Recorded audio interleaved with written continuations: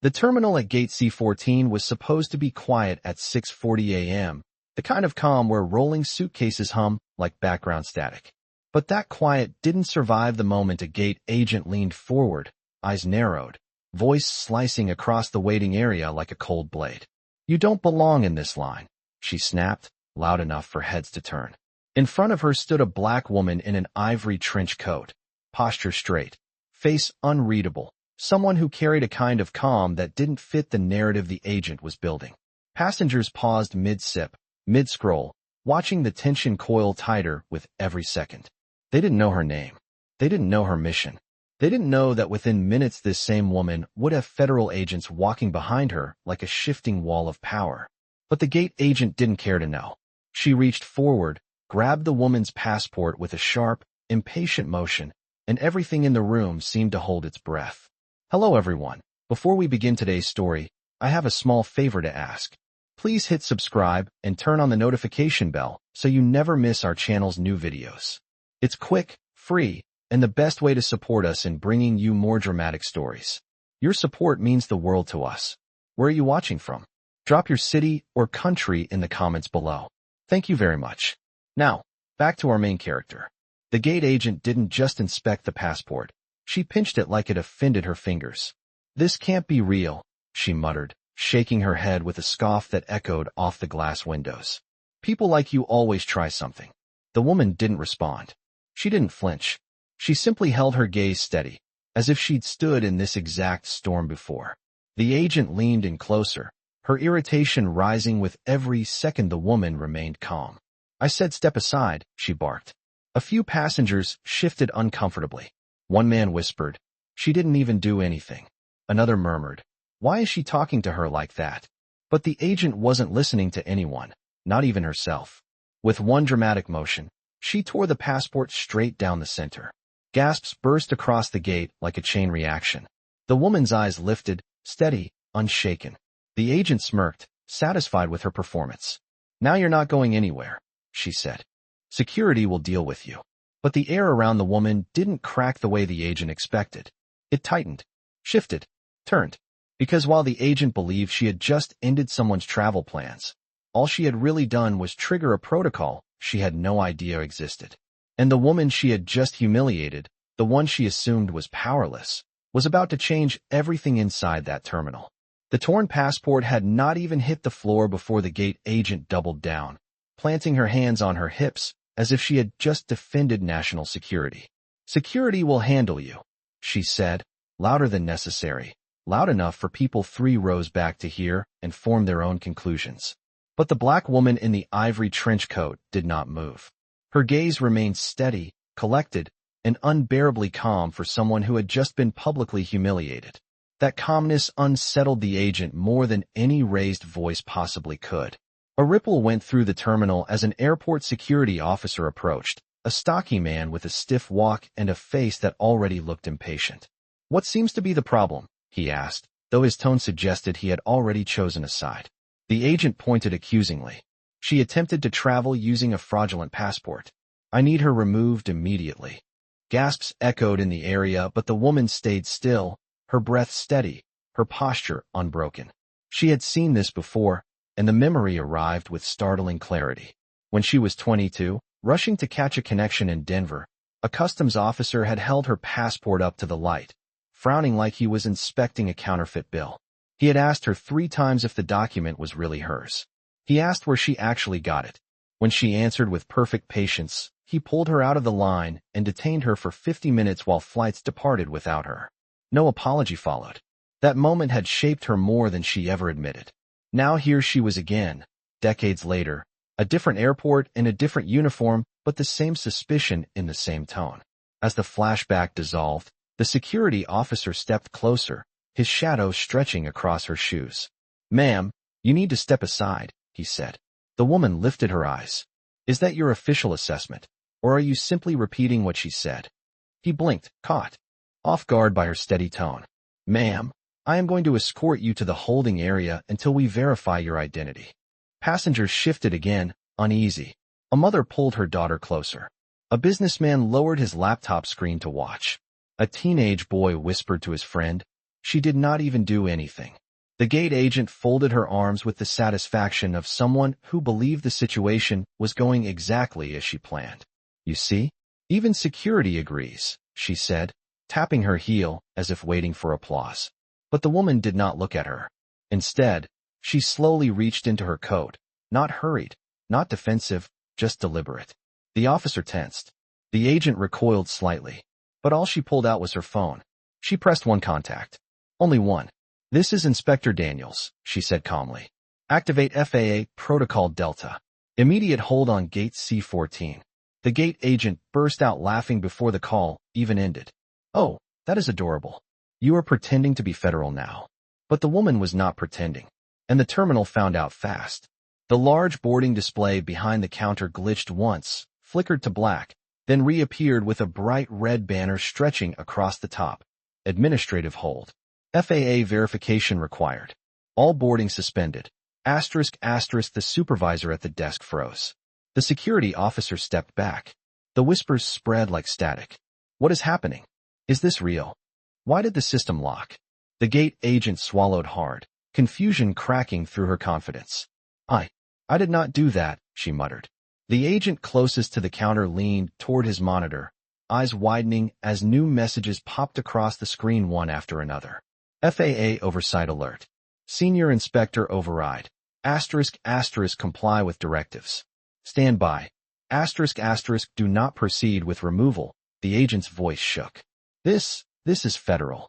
The woman finally spoke again, her voice soft but carrying through the space with effortless authority. You destroyed my passport before verifying anything. You escalated without cause. And you did it while representing this airport. The gate agent shook her head frantically. I did not know. How was I supposed to know who you are? The woman stepped forward, eyes unwavering. You did not need to know who I am. You just needed to treat me like a human being. The security officer lowered his eyes. Passengers stared. For the first time since the encounter began, it was the agent who could not stand still. Something had shifted, and it was only the beginning. The supervisor arrived in a hurry, weaving through rolling suitcases and startled passengers, his badge swinging as he approached the counter with the urgency of someone who had no idea trouble was already bigger than him. His voice came out tight. What is going on here? Why is gate C14 locked down? The gate agent pointed frantically at the woman in the ivory trench coat, as if she could undo the last 60 seconds by shifting blame fast enough. She is pretending to be federal. She triggered something in the system. I do not know how she did it, but she is not supposed to be here. The woman did not even turn toward her. She kept her phone in her hand calmly, the line still open, a faint voice on the other end confirming actions in real time. The supervisor leaned over the terminal and stared at the bright red FAA alerts spreading across the screen like wildfire. His face drained of color. This cannot be right, he whispered. We would never. We are not supposed to get federal oversight alerts without notice. The security officer, no longer postured or confident, took a cautious step back. Sir, he said to the supervisor. She said she is an FAA inspector. The gate agent snorted. She is lying. Look at her. She is trying to get out of trouble. She ripped her own passport, for all we know. A passenger near the boarding queue shook his head. That is not what happened, he said. You tore it. We all saw you. Another passenger stood. She never raised her voice. You did. The supervisor held up his hand, trying to contain a situation that had already sprinted past him. Everyone, please remain calm. We will resolve this. We just need to verify her identity through airport channels. The woman finally turned, her expression steady. You cannot verify me through airport channels. Why not? He asked. Because I do not work for the airport, she replied. I work over it. Her phone crackled. A voice came through clearly enough for those closest to hear. Inspector Daniels, federal team is 5 minutes out. Hold position. Gate C14 remains frozen under your authorization. The supervisor's eyes widened. 5 minutes out. As an on-site. Yes, she answered. On-site. The gate agent's face twisted into denial. No, this is not real. You cannot just call federal agents like takeout delivery. She took a step closer, pointing at the woman as if proximity could force the truth into bending. You are scamming us. You people always try to pull something. The terminal fell so silent that even the conveyor belt behind the counter seemed to hesitate. The woman met her gaze and spoke with the kind of calm that did more damage than a shout could ever accomplish. You did not listen when I told you the truth. You did not verify before escalating. You made assumptions based on how I look, not based on any law, policy, or reason. The gate agent opened her mouth, but no words came. The supervisor stepped between them quickly. Ma'am, step back. Please. This is now a federal matter. Do not make this worse. But she was already unraveling. I thought she was faking. I thought she was one of those people trying to jump the line. I thought. Yes, the woman said quietly. You thought. You did not check. There was movement near the side corridor, and the teenage trainee who had been folding boarding stanchions earlier stepped forward with trembling hands. Her voice cracked, but she spoke anyway. Sir, I saw her name too, she said to the supervisor. She scanned an earlier on a secure manifest. I did not say anything because I was told not to get involved. The supervisor turned sharply. You saw her name where? In the internal system, the trainee said. I recognized it because it had a different clearance level than the other passengers. I did not understand it then, but I see it now. The security officer ran a hand over his face, realization hitting like a punch. That is why the system locked. She was already flagged as federal. The gate agent staggered back as if pushed by the weight of her own disbelief. No. If she was important, she would not look like. She cut herself off, but it was too late. Every passenger heard it. Every passenger understood it. The woman did not move. She did not need to. The damage was done by the gate agent's own voice. The supervisor exhaled, defeated. We need to wait for the federal team, he said. Until then, no one touches her. No one approaches her. And for your sake, he added, turning toward the agent, I hope there is something in your report that justifies any part of what you just did. But everyone already knew there was not. The truth had already stepped into the room, and justice was only minutes behind it. The first sign of impending fallout arrived not with sirens or shouting, but with the sudden, deliberate silence that settled over gate C-14 as 3 Transportation Security Administration officers stepped into the terminal corridor. They did not move with confusion or curiosity. They moved with purpose, with the calm weight of people responding to a call higher than airport management. Their radios buzzed quietly, coded messages passing between them as they approached the counter. Passengers instinctively shifted back, giving them space, forming a ring of hushed anticipation around the woman in the ivory trench coat. The supervisor straightened his shirt as if that could prepare him for what was coming. The gate agent, on the other hand, seemed to shrink where she stood, her bravado dissolving rapidly. Officers, the supervisor began, voice trembling slightly. We had an incident involving a passenger with an invalid passport, and the lead officer held up his hand. It was a small gesture, but it shut the supervisor down instantly. We are not here because of your report, the officer said. We are here because a federal request for immediate verification was triggered from this gate.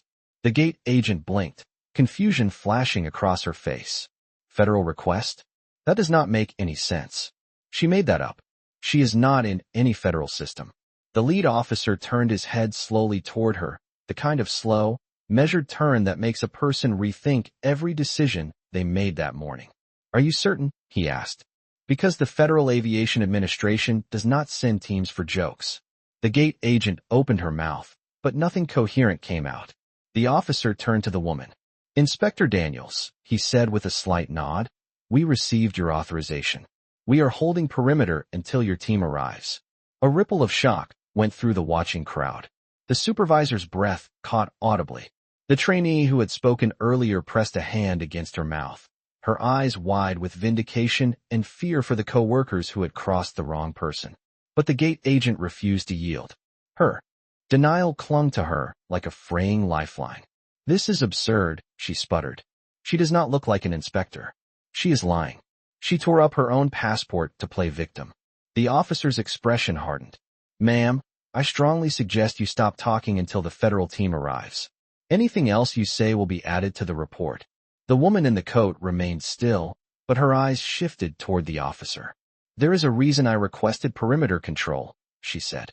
This situation escalated because of bias, not because of policy. The gate agent shook her head rapidly. I was just doing my job. The woman answered with quiet precision. Your job is to verify, not assume. Your job is to treat passengers equally, not decide who looks worthy of travel. Her tone never rose. It did not need to. The weight was in the truth itself. One of the Transportation Security Administration officers stepped closer to the counter and picked up the torn passport pieces. He examined them with a frown. "You tore this without verification?" he asked the gate agent. She swallowed. It looked suspicious." "It looked suspicious," he repeated slowly. "Or the person holding it did." A middle-aged man near the front of the crowd spoke up boldly. She did not even let the woman finish speaking. She grabbed the passport the second she saw her. A younger woman added, "She kept saying you people. We all heard it." The gate agent's face turned chalk white. "That is being taken out of context," she whispered. The supervisor closed his eyes, the fight draining out of him. "Stop. Just stop." The lead Transportation Security Administration officer looked at him. "Sir, based on what we have heard so far, this is no longer an internal matter. This will be escalated to the Federal Oversight Team as soon as they land." A voice crackled through the woman's phone. "Inspector Daniels, your team is arriving at the north entrance now. You will see them in approximately 90 seconds. The woman nodded once. That was all. The gate agent's breath caught. "Wait, she has a team? A federal team?" The trainee whispered. "I told you. I saw her name. It was not like the others." The woman exhaled, her voice calm, steady, unshaken by the chaos swirling around her. "You assumed I had no authority. You assumed my presence here was a mistake. You assumed my credentials could not be real. Today, your assumptions have consequences." As she spoke those words, the automatic doors at the edge of the terminal slid open, and 5 figures in dark federal jackets stepped inside, walking in formation, every step measured. The ripple of tension that followed was unmistakable. Justice had arrived, and it was walking straight toward Gate C-14. The 5 federal officers moved like a shifting wall, their boots striking the polished terminal floor with quiet authority as they approached Gate C-14. The air changed instantly. Passengers straightened. The supervisor stepped back, and the gate agent froze as if her body suddenly realized the weight of what she had done. The lead officer, a tall man with a firm stare, stopped directly in front of the woman in the ivory trench coat.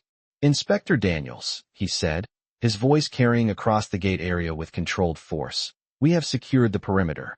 You may proceed." The gate agent let out a soft, horrified sound. "Inspector? Inspector of what? This is ridiculous. She cannot be with the Federal Aviation Administration. She does not look like." She cut herself off again, the words choking in her throat as one of the officers turned toward her sharply. "Finish that sentence," he said. The agent's lips trembled. She could not. The lead officer refocused on the inspector. "We reviewed the incident in real time. Your protocol code triggered an immediate alert. We have the authority to detain any personnel involved." Passengers exchanged glances, some whispering that they had never seen federal officers respond that quickly in an airport. The trainee who stood near the rope barriers swallowed hard as she stepped forward. "Sir," she said to the lead officer, "I saw the whole thing. The inspector did nothing wrong." The gate agent escalated everything. The gate agent snapped, "Stay out of this. You are barely trained. You do not know what you saw." The trainee's voice shook, but she did not back down. "I know exactly what I saw." The supervisor raised a hand. "This is an internal misunderstanding. Everyone is overreacting. We can resolve this without federal involvement." The lead officer turned his head slowly. "Sir, do you believe you are above federal oversight?" The supervisor's face paled. "No, I meant only that." "Then step aside," the officer said. He looked at the inspector and lowered his voice. "We stand by to record your formal statement." The woman gave a small nod. Then she turned her attention to the gate agent, who stood stiff, pale, and trembling. "You asked earlier if I was pretending to be federal," the inspector said.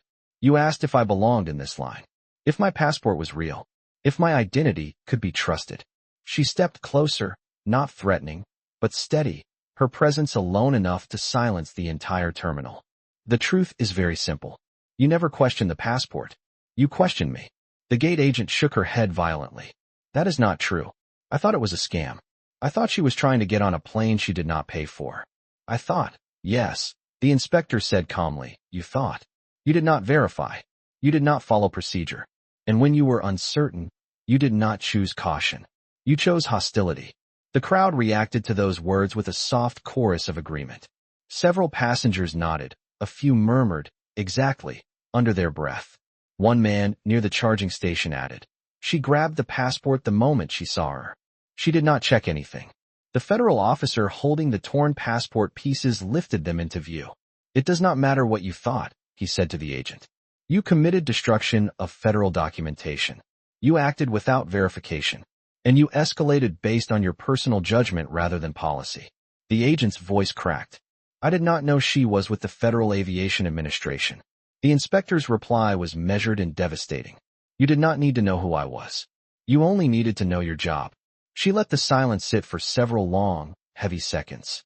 Behind her, more federal personnel entered the gate area, some carrying protective cases, others with clipboards ready to log statements. It looked less like a misunderstanding and more like a full-scale investigation.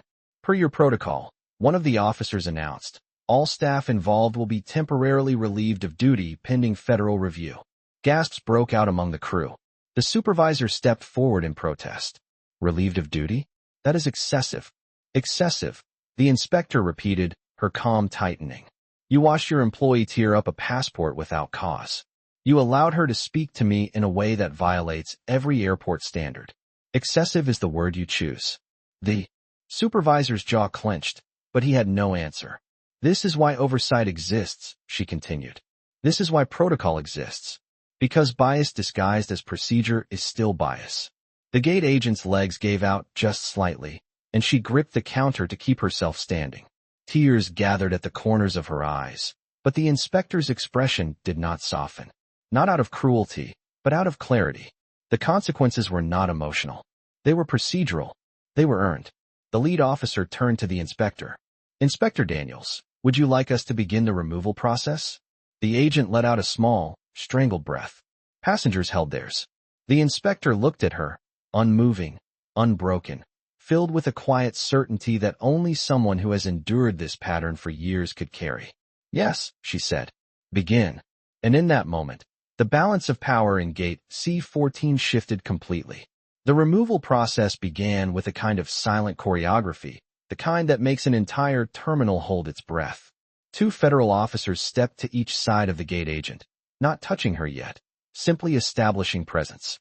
Another officer positioned himself between her and the counter, blocking her instinctive retreat toward the computer she had used to justify her accusations.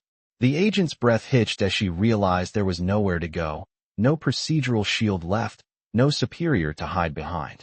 The supervisor tried to regain footing, his voice thin with desperation. "Please, there must be another way to handle this. She made a mistake, but termination is extreme. We can retrain her. We can." The inspector cut him off without raising her voice. "This is not a matter of training. This is a matter of conduct, bias, and the destruction of federal property. Intentional or not." She crossed every line. The lead federal officer added, "Sir, this investigation is under federal jurisdiction. Your authority does not override ours." The supervisor's lips pressed together in defeat. He stepped aside. Passengers watched the scene unfold with a mixture of shock and vindication. Some filmed. Others whispered to each other, recounting the moment the passport was torn, the insults hurled, the accusations made without hesitation. A middle-aged woman holding a coffee murmured, "I hope this goes viral. She deserves to be held accountable." A younger man nodded. "This is what happens when people think certain faces do not belong in certain lines." The gate agent wrapped her arms around herself as if bracing against an invisible wind. "I did not mean for this to happen," she whispered. "I was doing my job. I was trying to protect the gate." The inspector's expression remained unchanged. "Your job is to protect passengers, not your prejudices." The agent shook her head rapidly. "I am not prejudiced. I just thought the passport was fake. I thought she was lying. I thought." Her voice trailed off as tears gathered in her eyes. The inspector stepped forward, not close enough to threaten, but close enough that every word landed with clarity. "You thought because you refused to see. You assumed because you refused to check. You reacted because you believed your instinct was more valid than my identity." The gate agent's knees weakened, and she gripped the side of the counter. "I did not know who you were." The inspector answered with calm finality. "You did not need to know. Another officer approached with a small secured tablet, handing it to the inspector. Inspector Daniels, we pulled the internal footage from the gate cameras. The entire sequence is documented, with audio. We will be submitting it to the Federal Aviation Administration Review Board immediately. The agent's face crumpled as she realized that this was no longer a matter of perception or interpretation. It was recorded fact. The trainee who had spoken earlier took a step forward, her voice trembling but resolute. She tore the passport the moment she saw her. There was no verification, no request for additional identification. She went straight to accusations. The federal officer nodded. Your witness statement will be included. The agent turned toward the trainee, her voice cracking. You are lying. You are trying to save yourself. The trainee shook her head. No, I am telling the truth because it is the right thing to do. One of the officers addressed the gate agent directly. Ma'am, please surrender your badge. The agent froze. Her badge had always been her symbol of authority, the thing she wore proudly to signal that she had control at her gate. Now it felt like a weight dragging her down. With trembling fingers, she unclipped it and placed it in the officer's hand. He logged it into a secure pouch. Thank you. You will be escorted to a private area for questioning and removal from the premises, he said.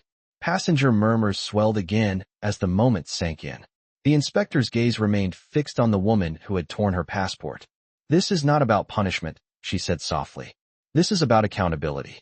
For every traveler who has been spoken to the way you spoke to me. For every person you dismissed because they did not fit your expectation. The officer nodded to the inspector. We can proceed when you are ready. She inclined her head. Begin the escort.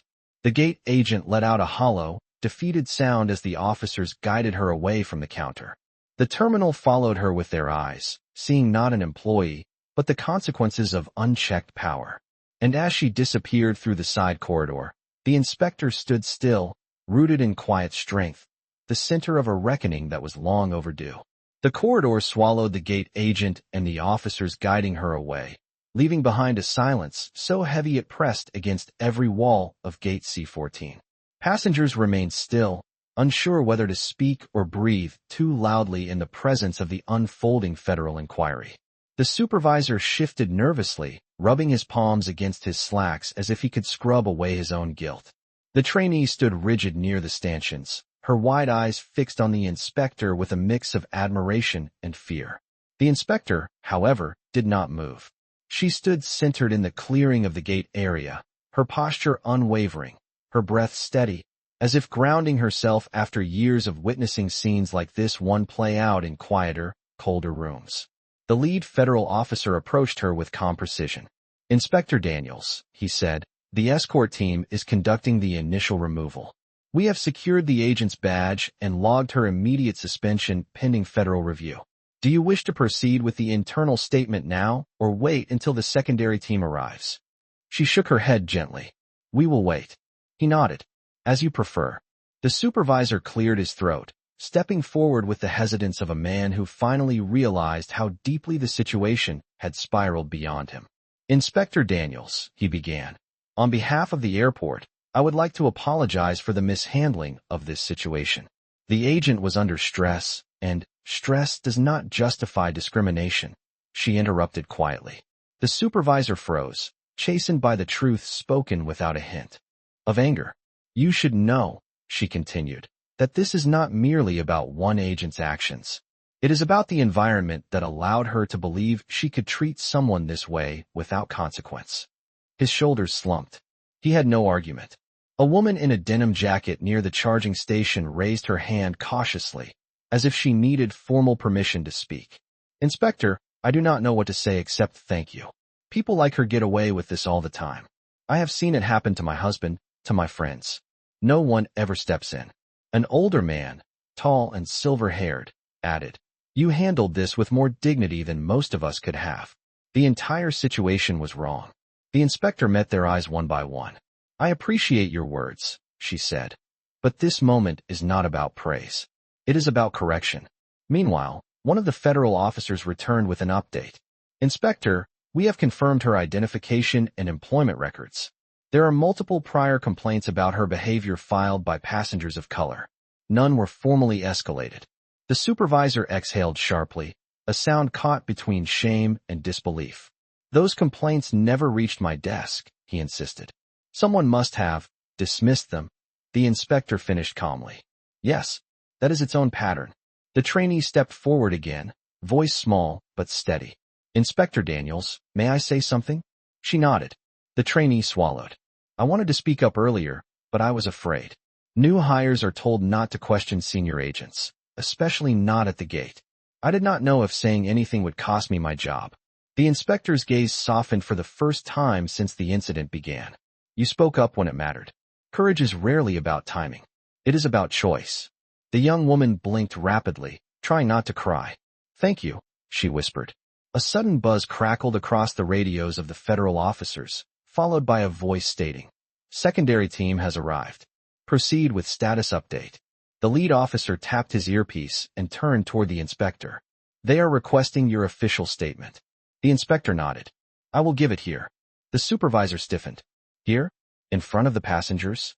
"Transparency does not harm innocent people," she replied.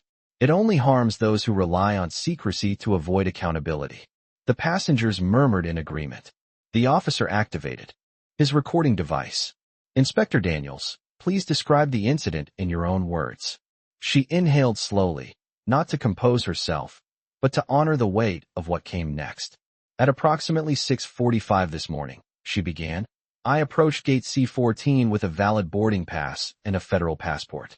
I was met with hostility before I spoke a full sentence. My passport was seized without cause. When questioned about the escalation, the gate agent made assumptions rooted in bias rather than policy.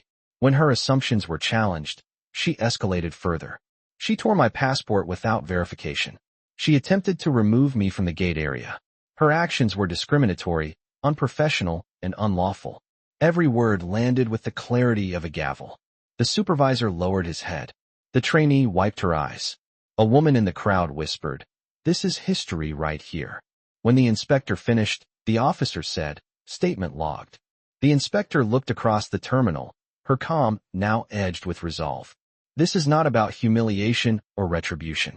This is about setting a standard. Today, that standard has been raised. And for the first time since the morning began, every person in gate C-14 truly understood what those words meant." The federal officer lowered the recording device, and for a brief moment gate C-14 felt suspended in time, as if the entire terminal exhaled at once. But the calm did not last.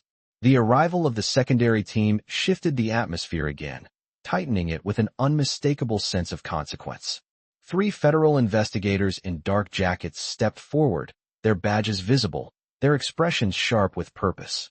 They carried secure cases, tablets, and sealed evidence bags, each one symbolizing a level of accountability the airport staff had never witnessed so directly. The lead investigator approached the inspector with a respectful nod. "Inspector Daniels, we will take over from here. Your preliminary statement has been logged. We will continue with the operational assessment." The supervisor took a hesitant step forward, sweat forming at his temples. "Operational assessment? What does that mean for us?" The investigator did not soften his tone. "It means that any staff member who witnessed the incident will give a statement.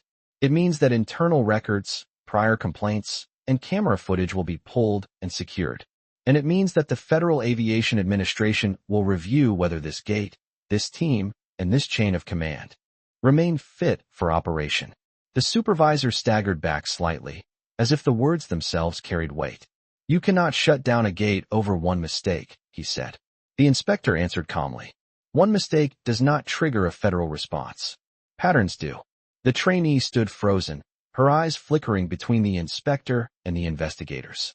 "Sir," she said to the supervisor, I told you earlier. There were things I saw, things that did not seem right."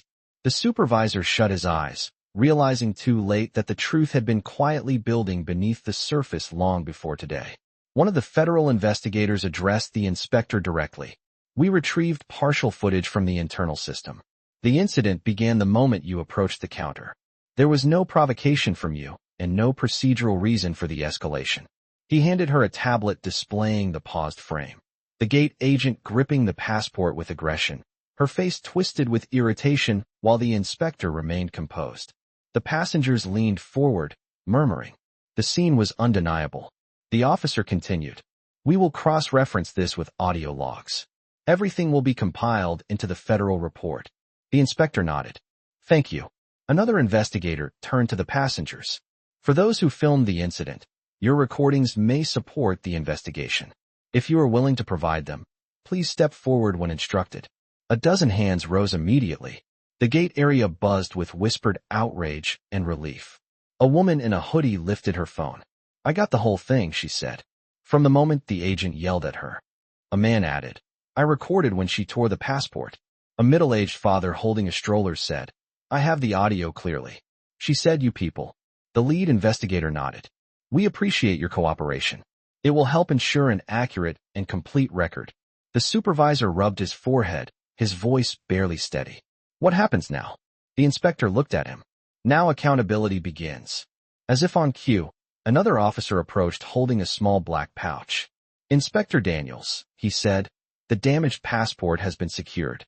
It will be submitted as evidence. He paused before adding, we also recovered 2 additional complaints tied to this gate agent from the past 90 days. Both dismissed internally. The inspector raised an eyebrow. Dismissed? Yes, he replied. Both involved accusations of racial bias. The passengers exchanged shocked expressions. The supervisor's face darkened. With shame. I did not approve those dismissals, he insisted. Someone bypassed protocol. The inspector looked at him for a long, measured moment. Then perhaps today is your opportunity to rebuild what was broken under your watch. The corridor doors slid open again as the escort team returned. The lead officer confirmed. The gate agent has been transferred to the internal holding suite for formal questioning. Her employment status is pending immediate termination pending review. Some passengers clapped under their breath. Others nodded at the inspector with gratitude and admiration. The inspector remained still, receiving none of it as victory, only as necessary correction. One of the investigators turned to her. Inspector Daniels, what would you like done with the gate? Suspend operations, she answered. Passengers will be rebooked or rerouted. The gate staff will not resume service until after the federal review is complete. Understood, the investigator said. He signaled to the team. The monitors at the counter flickered, replaced by a stark red banner reading, Gate closed by federal oversight. Please await rebooking instructions. A young woman in the crowd whispered. I have never seen anything like this. The inspector finally allowed a breath to escape, not out of exhaustion, but out of certainty. Today, she said softly, the standard was not just raised. It was enforced. And every person in Gate C-14 knew the truth of those words. The federal officer lowered the recording device, and for a brief moment Gate C-14 felt suspended in time, as if the entire terminal exhaled at once. But the calm did not last. The arrival of the secondary team shifted the atmosphere again, tightening it with an unmistakable sense of consequence. 3 federal investigators in dark jackets stepped forward, their badges visible, their expressions sharp with purpose. They carried secure cases, tablets, and sealed evidence bags, each one symbolizing a level of accountability the airport staff had never witnessed so directly. The lead investigator approached the inspector with a respectful nod. Inspector Daniels, we will take over from here. Your preliminary statement has been logged. We will continue with the operational assessment. The supervisor took a hesitant step forward, sweat forming at his temples. Operational assessment. What does that mean for us? The investigator did not soften his tone. It means that any staff member who witnessed the incident will give a statement. It means that internal records, prior complaints, and camera footage will be pulled and secured. And it means that the Federal Aviation Administration will review whether this gate, this team, and this chain of command remain fit for operation. The supervisor staggered back slightly, as if the words themselves carried weight. You cannot shut down a gate over one mistake, he said. The inspector answered calmly. One mistake does not trigger a federal response. Patterns do. The trainee stood frozen, her eyes flickering between the inspector and the investigators. Sir, she said to the supervisor, I told you earlier. There were things I saw. Things that did not seem right. The supervisor shut his eyes, realizing too late that the truth had been quietly building beneath the surface long before today. One of the federal investigators addressed the inspector directly. We retrieved partial footage from the internal system. The incident began the moment you approached the counter. There was no provocation from you, and no procedural reason for the escalation. He handed her a tablet displaying the paused frame. The gate agent gripping the passport with aggression, her face twisted with irritation while the inspector remained composed. The passengers leaned forward, murmuring. The scene was undeniable. The officer continued. We will cross-reference this with audio logs. Everything will be compiled into the federal report. The inspector nodded. Thank you. Another investigator turned to the passengers. For those who filmed the incident, your recordings may support the investigation. If you are willing to provide them, please step forward when instructed. A dozen hands rose immediately. The gate area buzzed with whispered outrage and relief. A woman in a hoodie lifted her phone. I got the whole thing, she said. From the moment the agent yelled at her. A man added. I recorded when she tore the passport. A middle-aged father holding a stroller said. I have the audio clearly. She said, you people. The lead investigator nodded. We appreciate your cooperation. It will help ensure an accurate and complete record. The supervisor rubbed his forehead, his voice barely steady. What happens now? The inspector looked at him. Now accountability begins. As if on cue, another officer approached holding a small black pouch. Inspector Daniels, he said, the damaged passport has been secured. It will be submitted as evidence. He paused before adding, we also recovered 2 additional complaints tied to this gate agent from the past 90 days, both dismissed internally. The inspector raised an eyebrow. Dismissed? Yes, he replied. Both involved accusations of racial bias. The passengers exchanged shocked expressions. The supervisor's face darkened with shame. I did not approve those dismissals, he insisted. Someone bypassed protocol. The inspector looked at him for a long, measured moment. Then perhaps today is your opportunity to rebuild what was broken under your watch. The corridor doors slid open again as the escort team returned. The lead officer confirmed. The gate agent has been transferred to the internal holding suite for formal questioning. Her employment status is pending immediate termination pending review. Some passengers clapped under their breath. Others nodded at the inspector with gratitude and admiration. The inspector remained still, receiving none of it as victory, only as necessary correction. One of the investigators turned to her. Inspector Daniels, what would you like done with the gate? Suspend operations, she answered. Passengers will be rebooked or rerouted. The gate staff will not resume service until after the federal review is complete. Understood, the investigator said. He signaled to the team. The monitors at the counter flickered, replaced by a stark red banner reading. Gate closed by federal oversight. Please await rebooking instructions. Asterisk, a young woman in the crowd whispered. I have never seen anything like this. The inspector finally allowed a breath to escape, not out of exhaustion, but out of certainty. Today, she said softly, the standard was not just raised. It was enforced. And every person in Gate C-14 knew the truth of those words.